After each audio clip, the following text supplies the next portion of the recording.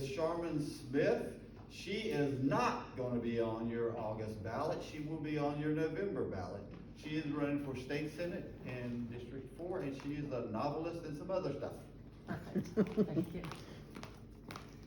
Thank you. My name is Sharmin Smith. Sharmin, just like the toilet paper, only with an S. I'm smarter, I'm stronger, I smell better than the TP, and I will clean up DC.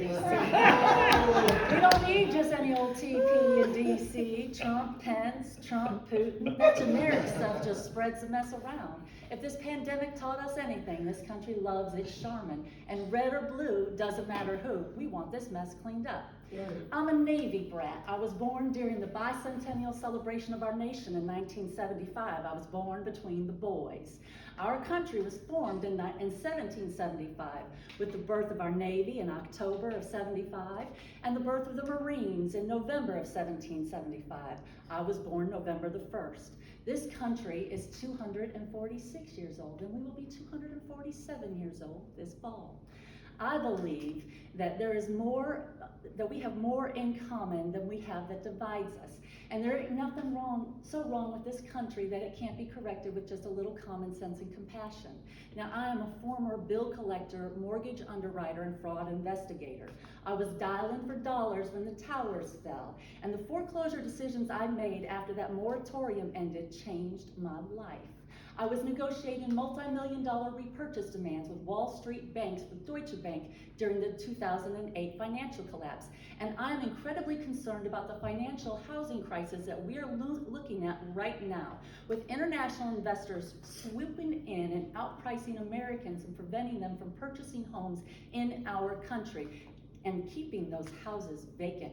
We're on the verge of a very different type of housing crisis, and I'm concerned you should be concerned too. What are we gonna do when all those international investors that don't live in our community stop paying property taxes? And I want to encourage and challenge all of our future elected officials to start coming up with a game plan. Just because you don't have one doesn't mean I don't have one.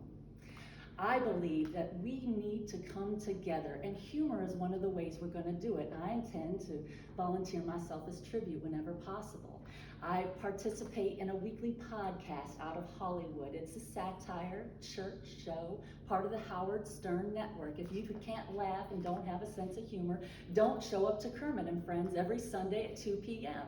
I intend to use this as an example of why we need to keep a separation of church and state. Nobody will want me to unleash this church on their state. I come from two very well documented presidential bloodlines. One of them is responsible for at least a half a dozen very well-known presidents and founding fathers of this country, and I believe I can tie that back to why we have a separation of church and state in this nation. John Rogers, the martyr, the editor of the Bible, when the King James died, his first goal of Mary was to turn England from Protestant to Catholic. And when John Rogers refused to switch to Catholic, she had him burned alive. And his son and grandson were on the Mayflower. I'm a Mayflower descendant. And that Rogers bloodline produced Washington, Monroe, both Harrisons, Taylor, Lincoln, and Harding. And I can assure you the knowledge that the church controls the government and the way all that worked out is absolutely why we have a separation of church and state in this country, and it must continue at all costs.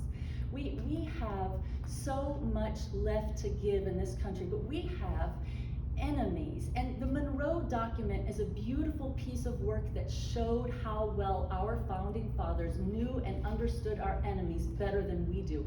Our enemies are using our industries, our systems, our greed, and our petty indifferences to destroy us, and we deserve better than that. As a military spouse, I had the privilege to educate my children in states all over this country.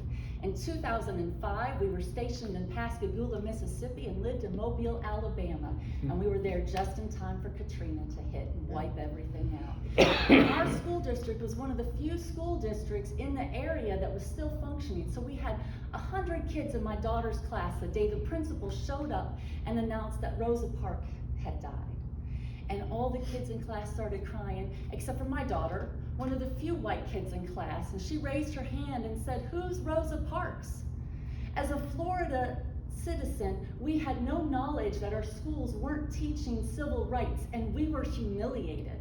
And it is my mission and goal to help improve our education system in this state, because no Florida kid should be embarrassed by their lack of education, and we certainly shouldn't be crippling our military kids because they had the misfortune of their parents being stationed here. We deserve better than what we're getting. We have to be smarter than what they're trying to feed us.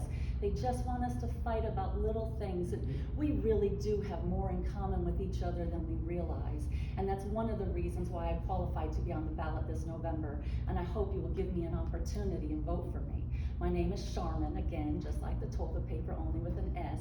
And when you see my name on the ballot, I hope you will put your check next to it. Thank you. All right.